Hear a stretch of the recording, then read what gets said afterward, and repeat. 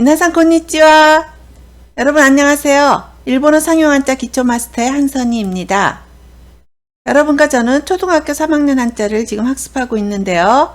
앞부분의 백자를 모두 끝내고 뒷부분의 백자 중에서 윗부분의 6째 줄까지 끝내고 오늘 이 부분을 공부할 차례입니다.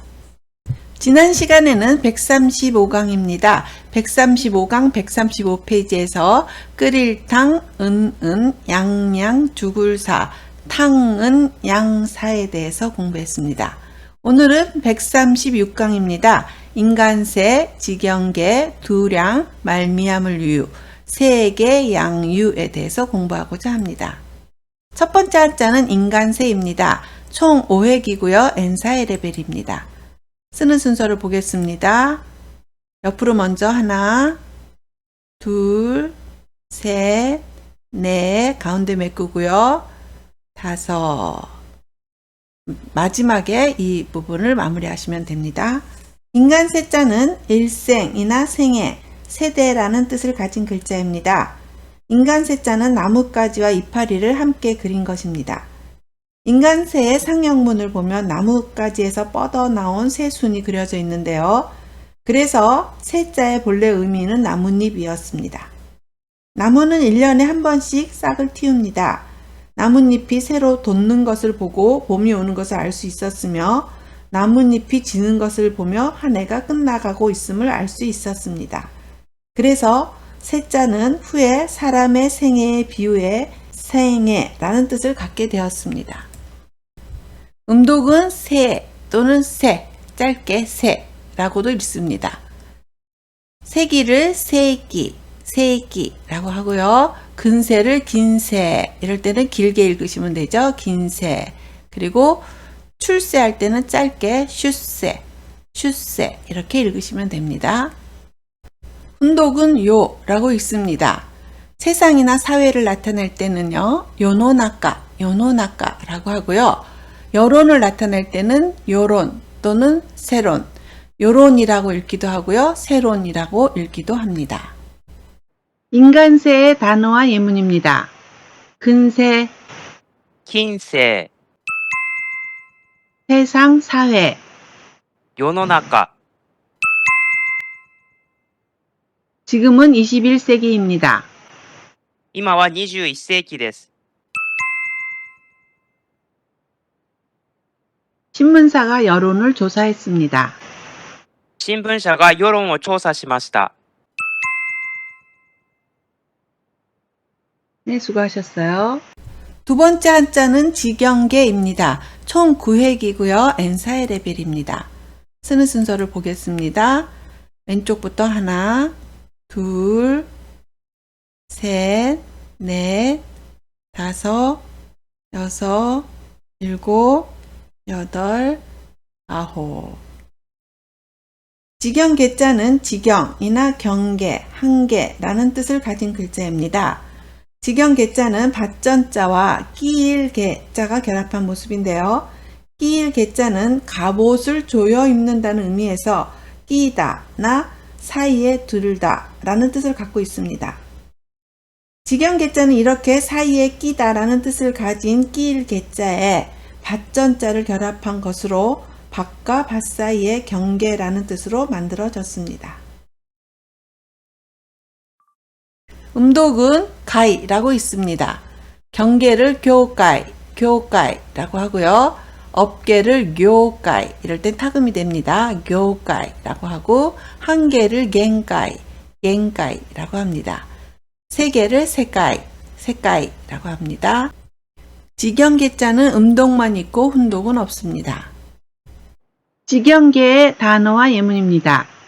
경계, 教会、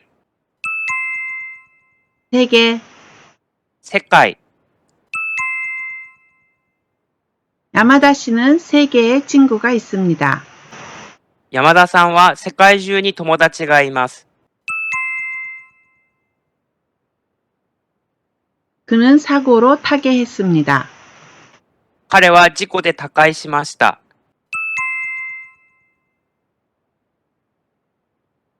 네, 수고하셨습니다. 세 번째 한자는 두량입니다. 총 6획이고요. N3회 레벨입니다. 쓰는 순서를 보겠습니다. 위에서부터 하나, 둘, 셋, 넷, 다섯, 여섯. 두량자는 둘이나 짝, 무게의 단위라는 뜻을 가진 글자입니다. 양자의 상형문을 보면 이것은 마차를 끌던 말의 등에 씌우던 멍에와 곱비, 고리를 함께 그린 것입니다. 두 개의 멍에가 있다는 것은 말 두 필이 마차를 끌고 있다는 뜻입니다.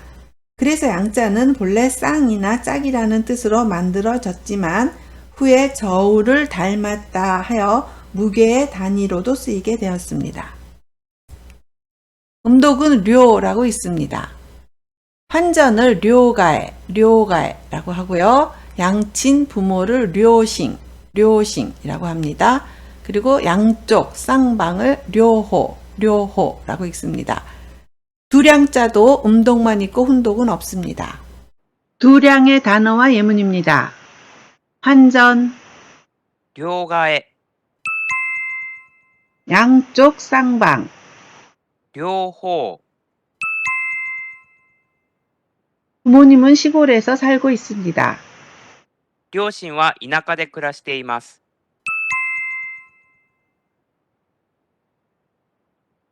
원을 N으로 환전해 주세요. ウォンを A に両替してください。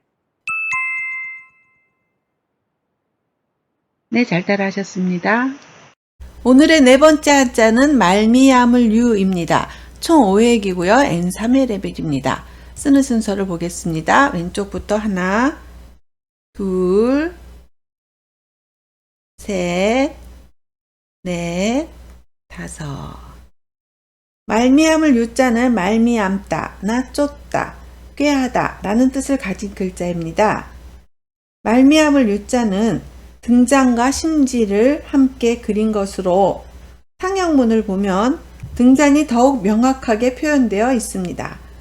그러나 지금의 유자는 등잔이 아닌 말미암다나 쫓다, 행하다, 꾀하다와 같은 다양한 의미를 표현하는 글자로 쓰이고 있으며 더 나아가 여기에 물숫자를 더하면 기름이라는 뜻의 기름유자가 되어 기름이라는 뜻으로 쓰이고 있습니다.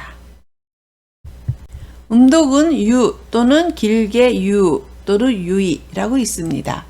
경유의 뜻을 나타낼 때는 개유, 짧습니다. 개유라고 하고요. 이유를 나타낼 때는 길게 리유라고 합니다.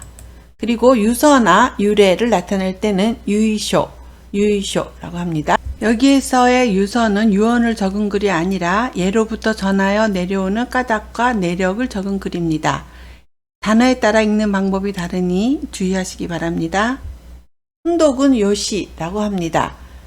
까닭이나 원인을 나타낼 때 하나 써서 요시라는 뜻을 나타냅니다. 말미암을 유의 단어와 예문입니다.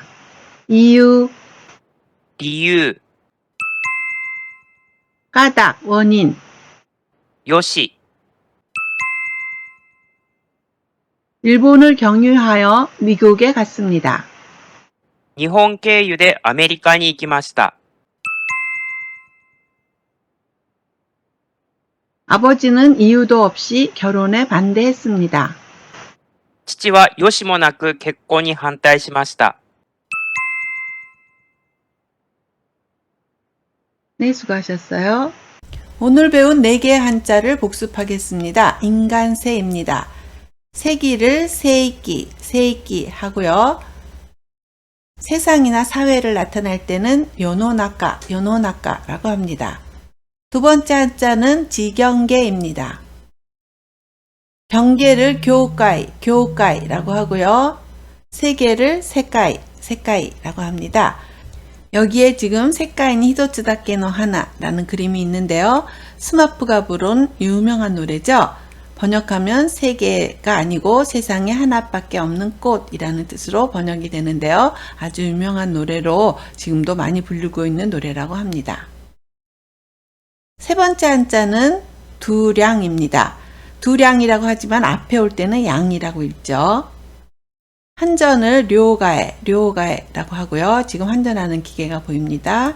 그리고 양쪽이나 쌍방을 나타낼 때는 료호라고 합니다.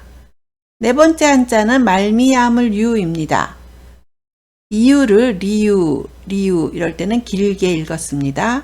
그리고 하나밖에 써 있지 않을 때는 요시라고 써서 까닭이나 원인을 나타냅니다.